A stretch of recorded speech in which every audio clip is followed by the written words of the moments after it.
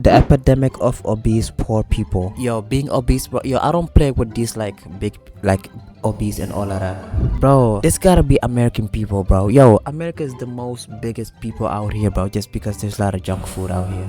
And like, bro, come on, like be serious, bro. Like, let's go to the gym, fix your body, you know what I'm saying? Like, eat right, even though like some people are poor. Unless you accidentally stumble upon Rick Ross, DJ Khaled, or any other high calorie celebrity, odds are any fat person you're gonna see outside is gonna be below the poverty line. And I have a couple statistics to prove that. Now basically, to make this long story short, people who are below the poverty line are 30% more likely to be obese versus people above are 31%. And a similar discrepancy can be found within children, where children born in low income families were 19% more likely to be obese versus high income 10%. But why exactly is that? Because if you really think about it, it's kind of an oxymoron. People who are fat should have more money because they can buy more food, they can eat more, at least. Yo, I wonder, bro.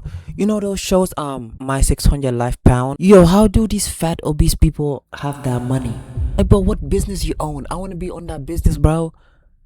Yo, I cannot even. Yo. Historically, that's kind of how it was. I know back in like the old British freaking empires, they would plump up the kings and the queens to symbolize the wealth that they had. Versus people who were skinny or slender were always the peasants who couldn't afford food. But now the dichotomy has kind of flipped. So as I said, why is that? Today we're going to be discovering why that is. We're going to get to the bottom of the broke plus fat epidemic. And then we're going to be discussing whose fault it is. Is it their fault, the government's fault, corporations, etc.? Because looking at the stats, the proof is in the pudding. It's the people's fault. Let's be honest, there is a crazy stereotype when it comes to places like McDonald's. I mean, let's be real here. Everybody thinks McDonald's, obesity. For example, the products that fast food places use are cheap and terrible for you. And I believe that is the main problem within today's video. It's not necessarily the fault of fat people for being fat all the way, 100%, which I know that's gonna sound a little bit crazy to some of y'all out there, but just hear me out. Because nowadays, the government makes it much more difficult to be healthy. And I would argue today the issue is worse than it ever has been. Corporate greed. So in the last video I made about bro, like, oh my god, yo, in America, it is so hard for the healthy and everything, bro. Bro, everything is so processed. Taken over by corporate greed, where corporations are just pumping out cheap, terrible products for kids to eat just so they can make profits. It's very similar within the fast food organization. More or less, there are companies like Heinz, Coca-Cola, Cisco, creating the food supply in these local fast food chains, and they barely skip by these FDA regulations. They use low quality oils, high calorie ingredients, high sugar and processed components in their foods, and they're allowed to get away with it because they know how to skate behind the law. So in this article here, the business model of ultra processed foods, it states that refined sugars are used, hydrogenated oils, whatever that means, artificial flavors and preservatives, and synthetic emulsifiers and thickeners are used to replace things like dairy, eggs, or butter. They use artificial flavors to reduce production costs. They use these oils to extend shelf life, because if you guys have noticed, like, bro, even if you want to buy coconut water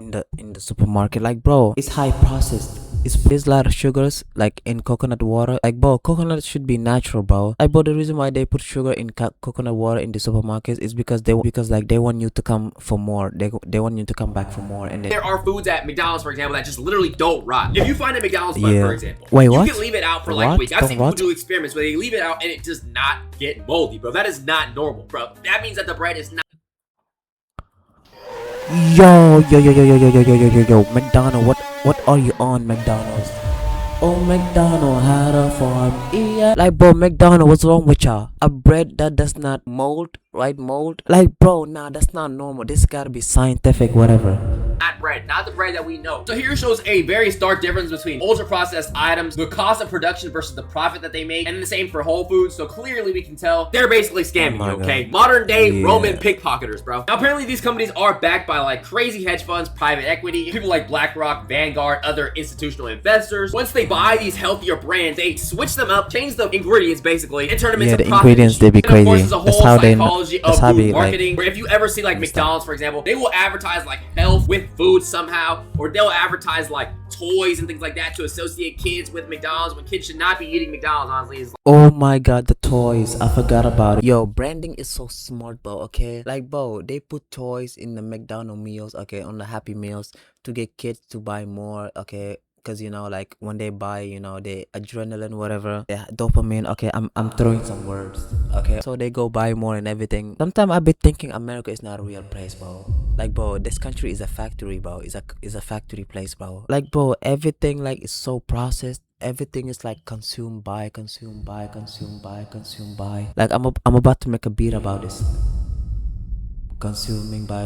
Fries, your brain does not allow you to grow nutritionally properly, all the above. Oh, even here, boom, targeting children and low-income communities. So they use child advertising, literally what I just said. They place them in low-income neighborhoods. So if you ever are in a low-income neighborhood, you will see more McDonald's than I don't know, the rich areas, right? Health washing, exactly what I was talking about as well. High protein, organic, vitamins, things like that. And of course, some of the risks are obesity, type 2 diabetes, and cancers. Now remember when I said in particular, right? Let's say regulations. There are not that many regulations when it comes to advertising, so these companies can say organic, protein, this, that, healthy, blah, blah, blah. So maybe you're like, hey, okay, I'm gonna make the healthy choice. I'm gonna go to McDonald's, but I'm gonna just get a fillet of fish instead of, I don't know, a double. Yo, even if you get those like healthy McDonald's, whatever, that's not even healthy, bro. Or maybe if it's healthy, like stop it, just go to the supermarket and buy it. Talking about I'm gonna go buy some fish or like salad. Like bro, just go to the supermarket, because if you go to the McDonald's, it could trigger you to buy a burger, for example.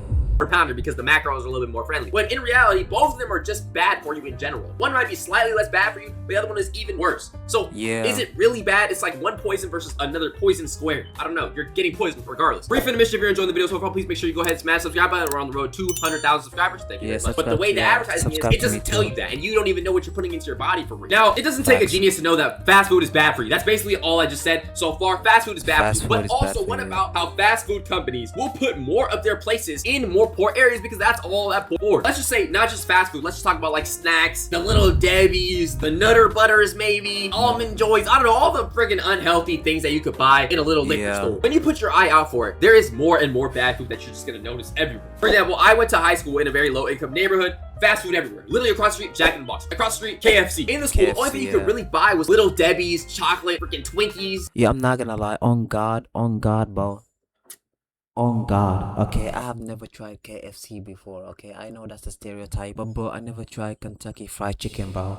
Nothing actually good for you, and even if they did put things that were more good for you, it's not like we were gonna be able to buy it, because we were all broke as hell. Now, given the fact that we were broke, right, and there's a lot of parents who are like, let's face it, you know, we don't have McDonald's money. Oh, if you don't have McDonald's money, it's not like it gets better from there, because the moment you get home, you are eating like beanies and wings, ramen, syrup sandwiches, sodium bombs. I know, it's not like it was getting much better. If anything, it was getting even worse. Let's face it, bro, poor people, it's significantly harder to eat healthy. On top of that, let's add the context of being poor. You have to work longer, maybe work more difficult jobs that are more tiring in order to make money. So you are going to be a little bit more tired when it comes to making that healthy choice. For example, bro, if I'm working 60 hours a week, trying to barely scrape by as a single parent for my kids, right? Bro, I might be tired and be like, damn, I can't cook for myself. Maybe I'll cook for kids, so you have to buy I need to get myself a little DoorDash, a little McD's, a little Wendy's. I don't know, something, bro, because I don't have the energy and the time. But that comes and bites you in the butt later because it's going to negatively affect your health, right? There are more things that factor into why poor people have poor health or can be facing fatness / obesity. Like even depression from working these long hours, it all just is a cycle of just negativity. You're working long hours, you can't afford healthy things. Maybe you're depressed, now you're eating more, now you're binge eating bad food. It's just like, damn, you're getting smashed. Bro, this is what I'm saying, okay? Bro, I don't think America's a real country, bro. I said it, okay? I don't care what y'all say. Okay, I said it. Besides government impact, work culture, corporate greed, things like that, there are other reasons why poor people can be fat or very, very out of shape that have more to do with like social media trends. For example, fat acceptance. Now, I know fat acceptance can be good in many ways, but also it can be bad in a lot of ways too. Because regardless,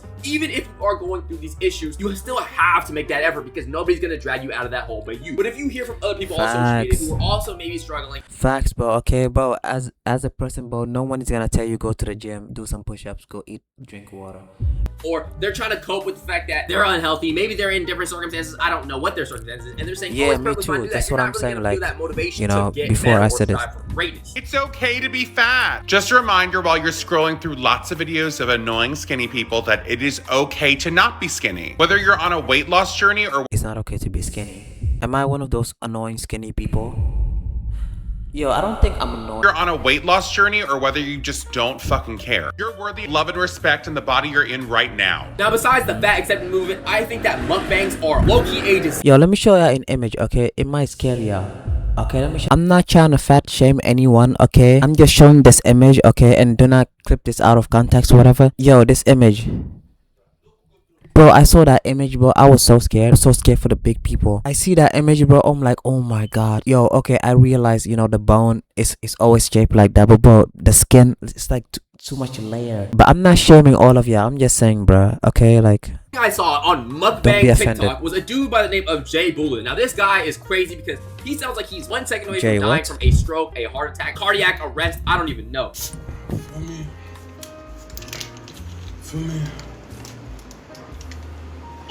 Yo,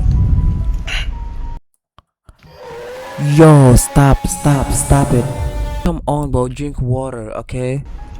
The man is eating But like it's his last meal. Then when you see people like this, and everybody in the comment section is laughing, or he's getting clout even, you might be somebody who's like, you know what? This is funny, this is good, positive reinforcement, let me do the same thing. Or even worse, let me start up my mukbang career. There are plenty of people who are obese, doing mukbangs, but that's literally the last thing they should be doing for their health, bro. You need to be eating healthier, exercising more, things like that, right? And then even worse are the mukbangers who eat their food and spit it out and glorify overeating, but they're low-key fit in a way. There are people who spit them out, but also the people. Oh yeah, there was this one mukbang guy, bro. He's very skinny like me. He's very slim like me, bro. Okay, bro. He eats I don't know how many videos, thousands of videos, bro. He's still skinny, bro. I bet he spit everything out. Who don't even tell you like the viewer discretion. Don't overeat like this. Or This he is not goes to healthy the gym all the after time. that, And the you people know? who make it seem like they can just eat as much as they want without gaining weight. Those people on the back end, they're secretly lifting, they're running, they're exercising. It's not possible to be consuming that level of calories while being fit. It just isn't. You have to be doing something else. You have to be either spitting it out or doing your exercise on the back end, which they do not tell you about. Which I feel like they should always disclose that. Glorifies obesity, overeating, poor health. And if you're already doing that, bro, I think it's on you to motivate the people to be healthy and take their health serious. It's kind of like people who make like, I don't know, smoking content or something. Like, bro, you should, every video you should be like, yo, I am not encouraging young people to smoke. I'm not encouraging people to smoke, blah, blah, blah, things like that. Now, in today's video, we talked about multiple different reasons of why poor people tend to be very fat. I'm not gonna lie, bro. All jokes aside, I wanna motivate every of my subscribers, bro. Nah, bro. I wanna motivate people, bro. If I'm that big. We got corporate greed, okay? So the company's owning a monopoly over big food, profiting. Now back to this one article from earlier. We didn't really talk about the profits from poor health. So a lot of like insurance companies, they profit from poor health in low income communities. They drive up insurance premium. Places that sell like medication, for example. Oh, you need medication for your weight loss? Come to me. That's just how the government makes more of their money. The weight loss industries program supplements, and they promote diet fads and things like that. That's how they make them. So America, the world is just funded by corporate greed to an extent, bro. It's all just These pills and these Ozempics will never make you lose weight. Never ever. Even though Ozempic makes you lose weight, like these celebrities, I don't know if Ice Spice was one or like Ariana Grande. I don't even know, bro. Okay, I'm not gonna assume. Even though these Ozempic makes you lose weight, there's a side effect, bro.